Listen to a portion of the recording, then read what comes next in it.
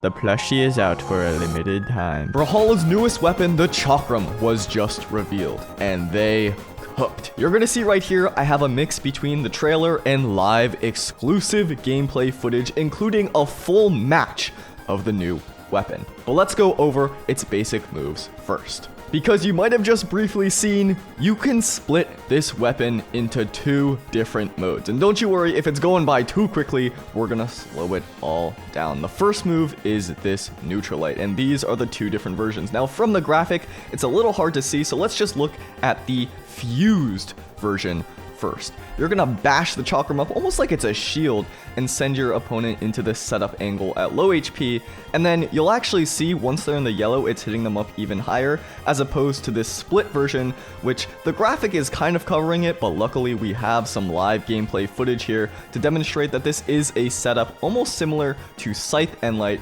once you split the weapon in 2. Like I mentioned, the normal one was sending relatively high up even in the yellow, which means that once your opponent clocks into the red, this is a potential knockout option, and that's going to be the trend for this entire weapon. Fused, you send your opponent far and you can knock him out. Split, it's quicker and you're setting yourself up for combos. And perhaps no move is better at demonstrating that than the sidelight here. If you look at the top, you can see you're pulling your opponent into you, whereas if you're using the fused version, which is on the bottom, you're sending them away. And that fused version is a knockout tool. You send the projectile forward, your opponent gets launched, and you can chase dodge afterwards. Almost every single projectile in Brawlhalla does not let you chase dodge, so this appears to be pretty unique for the Chakram. Chakram?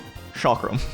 Oops. It does make sense because it's the light attacks itself, but that's a little detail that should not go unnoticed, and it's the case for the down air when you throw it as well. Next up, we've got the downlight, and this is the core of the entire Chakram kit because this is how you swap between your modes. This is how you fuse or split. So if you start off split and use it, you're gonna fuse it back together, and if you start it fused, you're gonna split them apart. And just like every other move that works this way, when you hit them with the fused version, it's going to send far away, and when you hit them with the split version, it's going to set them up close to you. The only complicated thing about this though is that because you're swapping, it gets flipped around. It's basically the same way that 7 spear downsig works. When you hit downlight, you're changing modes and hitting with the new one. Now something to wonder is if you can get a fast reset to the fused version if you throw your weapon up and catch it, because that's how 7 spear works. You can instantly swap over to the lightning if you just toss your weapon. Now let's cover the aerials, starting off with neutral air. You can see the fused version is this single hit, and that's also sort of the trend with this weapon. Single hits for fused,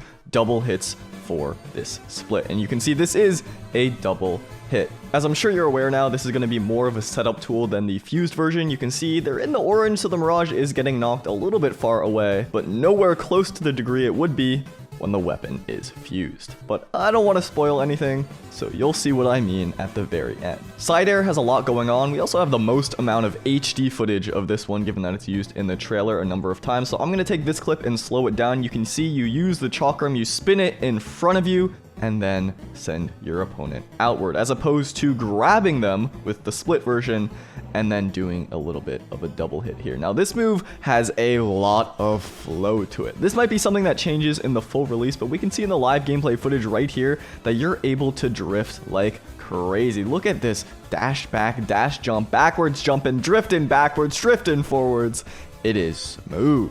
But without getting into that too much, let's move on to the down air because this move has the most going on. You've got 2 versions as per usual, but actually you've got 4 versions, so I'll talk about that in a bit. The first one is just this flying down air, which is a knockout tool. It does have a little bit of disjoint. You're tossing that Chakram below you as opposed to splitting it up and tossing 2 below you that send your opponent upward. I'm going to mention that one more time later because it's very important. Now in this live gameplay footage here, we can see a little bit closer that angle that you're sending at, that little crescent moon, and then the similar angle on the split version, although the movement is a little bit different. Now you'll also note that it has a grounded bounce variant.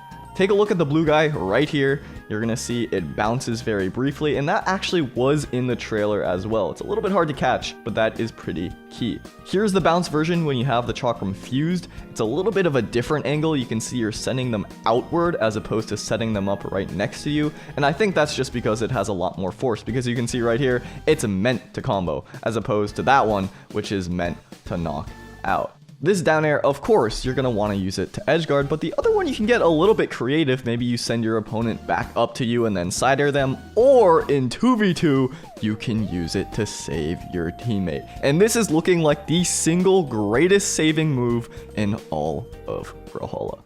Very exciting. The last two moves to cover are the recovery and ground pound, and of course, there's two different versions for those as well. This first one is the fused recovery. It starts a little slower. I imagine it hits a little harder, although we don't have confirmation for that. And then this split version appears to be quicker. Maybe it doesn't reach as high, another thing that we don't have full confirmation on, but you can imagine it probably also KOs a tad later. Now, if you look really close at the silhouette at the end of this clip, they actually start the ground pound. Unfortunately, the trailer cuts off before we can see anything. But we got the live scoop. So let's take a look at these clips. We've got on hit and on miss examples for both of these Chakram ground pounds. I know I said Chakram and Chakram. I've alternated between the two. The first on miss, you can see it doesn't have the most amount of recovery time. You're spinning in front of you, which means it's probably a little bit of a disjoint. It doesn't appear to have the most amount of priority, but it's the amount of range necessary to beat out something like spear recovery from the looks of it. Now on hit, it seems to be pretty interesting because it's launching at a diagonal angle rather than straight down. It's somewhere in between a Qatar ground pound and a spear ground pound, and I guess it kind of makes sense because you're spinning it real quick. It's sort of like when you throw something at a ceiling fan, it gets launched sideways, and that property is confirmed by this clip right here where the player hits it right before landing on the stage and their opponent gets knocked at the angle that would happen if you're getting hit diagonally. This also means it's potentially an on-stage knockout tool, but because most of the time it's going to bounce off the ground, it's not going to be as effective as something like spear ground pound. The split version is very different. If the fused was kind of like a mini spear ground pound, this is kind of like a mini cannon ground pound in the way that it freezes you in the air with that second hit. You're going to see you're falling down and then you do a second hit, and here is the on hit effect where you lock them in place with your first half of the chakram and then you punch them with the second. And then a last little cute thing here is the weapon toss animation.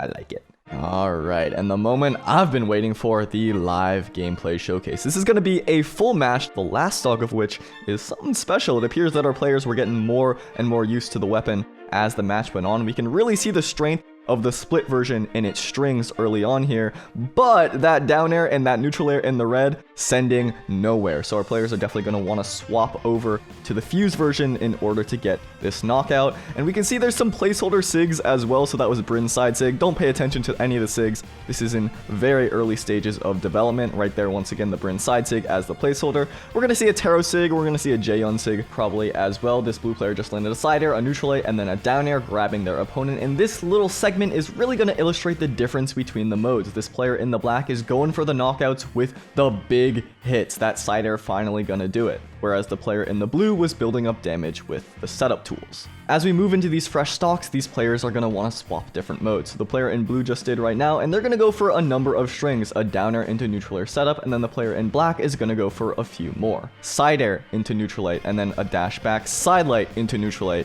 and then setting your opponent up in the air. It seems a little bit like Scythe in the way it works, hitting your opponent up like that. Once again, that SLight is going to pull people in a fantastic 3-piece string, SLight, neutral light, recovery, and then once again reading some dodges, getting some movement with those down airs, setting up into those neutral airs. That seems like part of the core of the kit is to maneuver around your opponent, hit them at unexpected angles, bring them up to your positioning, and then swap modes, knock them out where you can.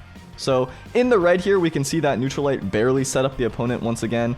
This split version is all about the strings, whereas this fused version is where the knockouts are going to come from. And once again, that neutral light, fantastic at knocking out. But this player in black is going to get a new idea, which is using it like a frisbee, tossing that projectile outward. Like I mentioned in the SLight section earlier, this is a potential knockout tool. So long range, you use that SLight, or I guess mid range would be more of an accurate statement there. And then close by, you use that NLight. We didn't see them use downlight at all to get knockouts, but I imagine that is a possibility too, based on what we saw in the trailer. And also take note that when they pick up the weapon, it is automatically the fused version. So like I was saying earlier, it appears to be somewhat similar to 7's mode switching. Now we've got a last stock scenario, and we can see this player in black immediately swapping modes in order to get those early strings, those early setups. It appears like they do a good amount of damage here, and we can see they're really starting to get used to this kit. That side light to neutral light setup, side light to neutral light once again. SAir, setting up movement, going for a side light, going for a Nair. The player in blue, though, is going to get some retribution of their own after getting hit by a Nair recovery. There is the example of the split ground pound connecting. It's the only example I could find in this entire catalog of footage that we've got, so I'm very glad they went for it. Now we're reaching a last stock red scenario for both players here. They're going to be going for dairs off stage. They're going to be going for ground pounds off stage, trying to knock their opponent any which way. The NLight sending very high up, swapping modes with the gravity cancel mid-air, maybe wanting to get a couple extra hits before the knockout as they are getting pretty low. That recovery, you can see, doesn't reach the highest when it's put up against a corner there. Not sure if that's because of the angle, not sure if that's just the height in general. There's the angle of the ground pound connecting from on stage. The player in black going for a ground pound towards the stage, maybe knowing that it hits at a certain angle, bouncing off the pillar would be excellent. There's the down air, even on stage, almost KOing now. And finally, we got it with the Nair. This is looking like a very fun weapon.